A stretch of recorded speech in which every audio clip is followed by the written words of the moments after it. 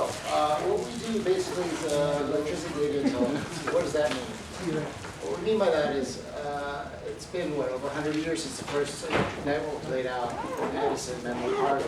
And not much has changed since then. We have electric wires bring electricity to your house. It goes to your meter. At the end of the month, you get a bill. It tells you you consumed X kilowatt hours, pay us Y dollars, whatever.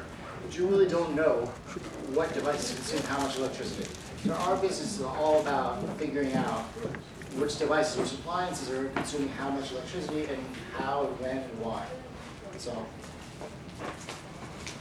first of all, I mean, we provide real-time monitoring. So you don't have to wait for a monthly report or whatever. But more importantly is the second one, the disaggregation of load by device. So each device, each appliance, each motor, anything electric has a unique signature of the power it's using. So we have a large database of these signatures, and our sensor records the waves of power going down the electric line, transmit them to our artificial intelligence servers, which identifies which device is using how much power and also when. So the second point is key.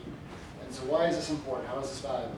First of all, to cut waste and lower costs. And how, if you want to cut your electricity bill by 20%, that's sort of like nameless faceless. I mean, how do you do that? You lower the consumption of every device by 20%. That's not going to do it because I live in Florida, right? So air conditioning is half my bill. So you really need to know what's using how much electricity so you can address the question of what you're going to, where you're going to get your efficiency from. The other thing is waste, which leads into the second point, is finding failures and inefficiencies before they happen. For example, in a refrigerator or an air conditioner, you have the compressor, right? So it should be coming on once every half hour for 2 minutes.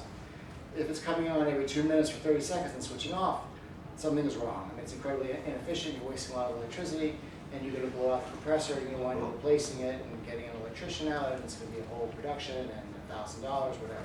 It's much better to know about problems before they actually happen, which is what we're doing. And then the last thing is some higher order behavior analysis. These are things like eligibility monitoring and security solutions.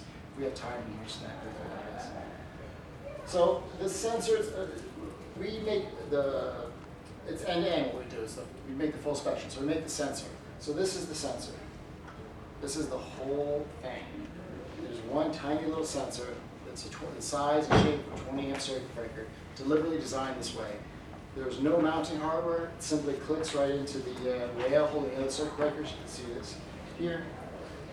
If for some reason you have no room on in your circuit breaker panel, you can just lay it on the bottom. It's not a problem whatsoever.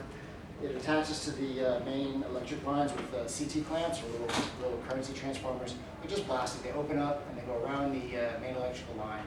And then it's connected to the voltage with magnetic probes. So you don't even need a screwdriver to install this. So when we say 5-minute installation, it really is 5-minute installation. Then the other half is of course the algorithms, artificial intelligence, machine learning, etc.